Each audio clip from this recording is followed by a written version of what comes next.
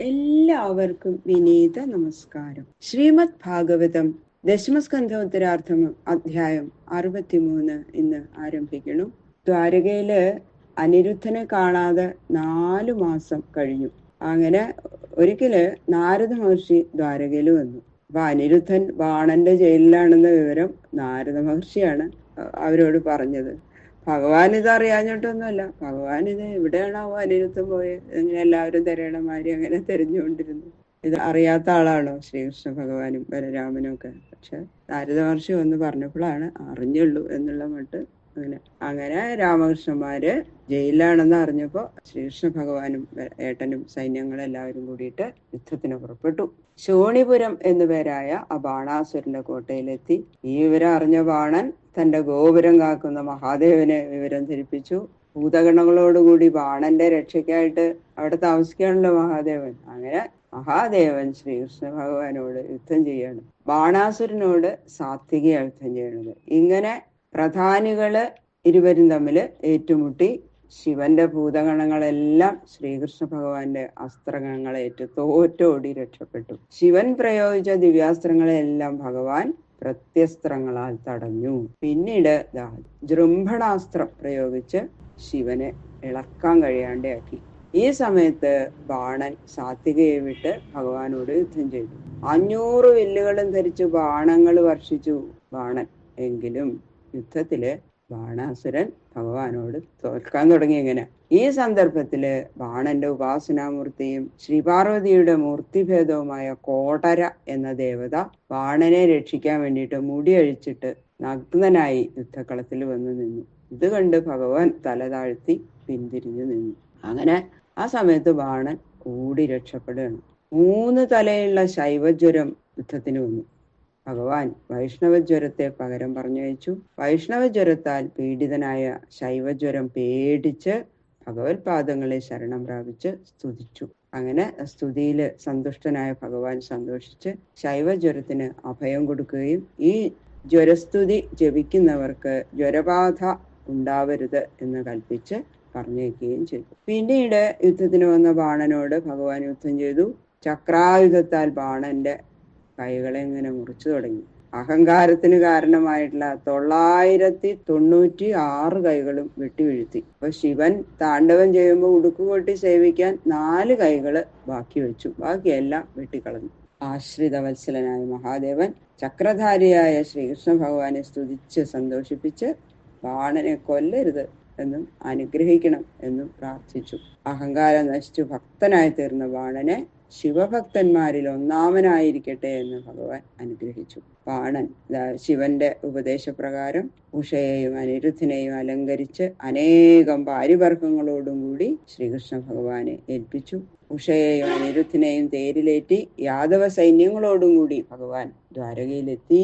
ഭഗവാന്റെ വിജയത്തില് ദ്വാരകാവാസികള് ഒക്കെ എല്ലാവരും സന്തോഷിച്ചു.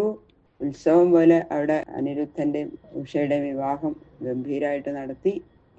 ഈ ചരിത്രത്തെ സ്മരിക്കുന്നവർക്ക് ഒരിക്കലും പരാജയം ഉണ്ടാവില്ല എന്ന് ശ്രീ ശുകബ്രഹ്മർഷി ഫലശ്രുതിയും കൂടി പറഞ്ഞു. അഥ ശ്രീമദ് ഭാഗവത ദശമസ്കന്ധ 63-തമോധ്യായ. കൃഷ്ണായ വാസുദേവായ ഹരയേ പരമാത്മനെ പ്രണതക്ലേശനാശായ ഗോവിന്ദായ നമോ നമഃ. വക്രതുണ്ഡമഹാകായ കോടിസൂര്യസമപ്രഭ അവിഘ്നം കുരു മേ ദേവ സർവകാര്യേഷു സർവദാ. നാരായണം നമസ്കൃത്യ നരം ചൈവ നരോത്തമം ദേവീം സരസ്വതീം വ്യാസം തതോ ജയമുദീരയേൽ.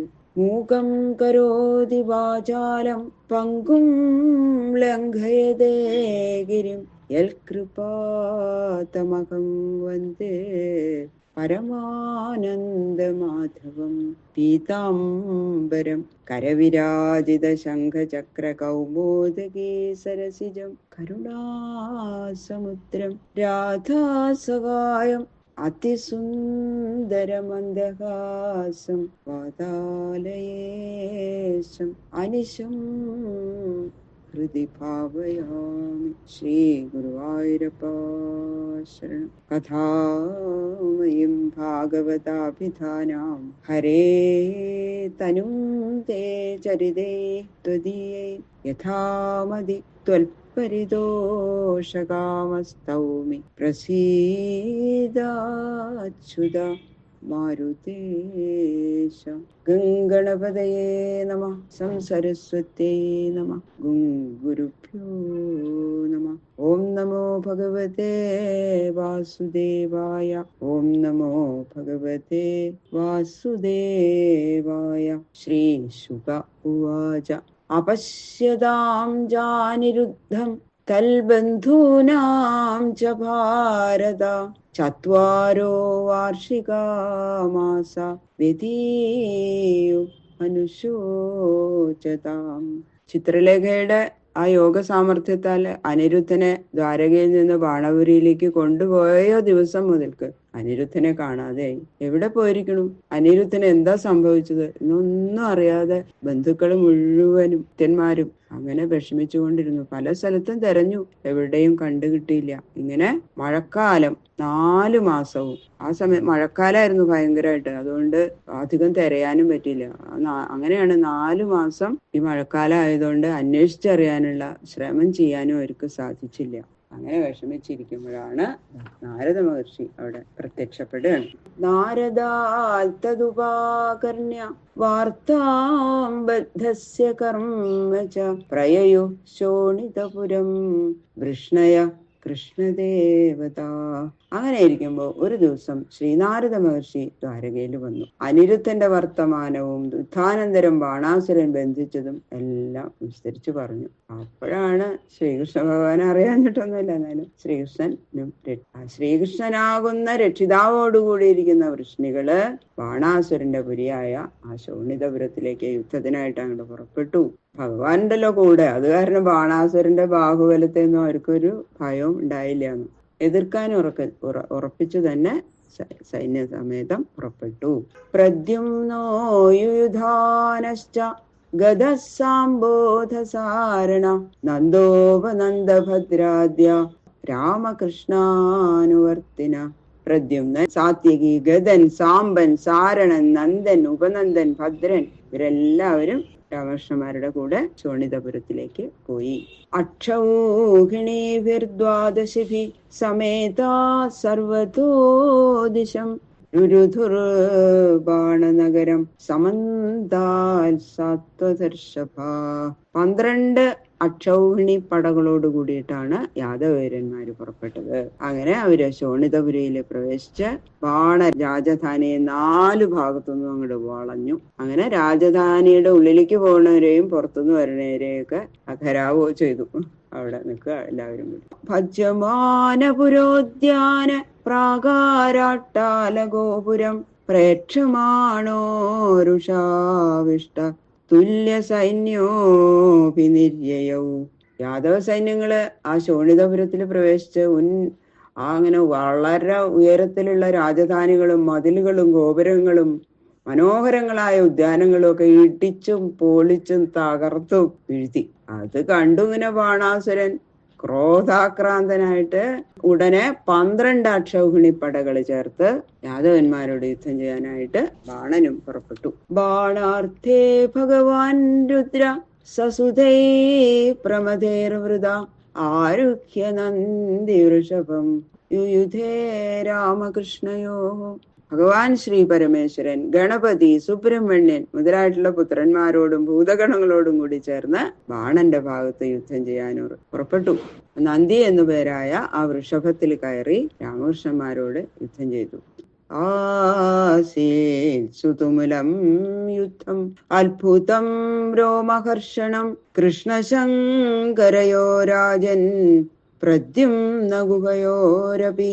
ശ്രീകൃഷ്ണനും മഹാദേവനും തമ്മിൽ അങ്ങോട്ട് എതിർത്തു. ബാണന്റെ കാവൽക്കാരനായി പോയി മഹാദേവൻ അല്ലേ. അപ്പൊ ശ്രീകൃഷ്ണനോട് ഭഗവാനോട് എതിർക്കാതിരിക്കാൻ പറ്റില്ല.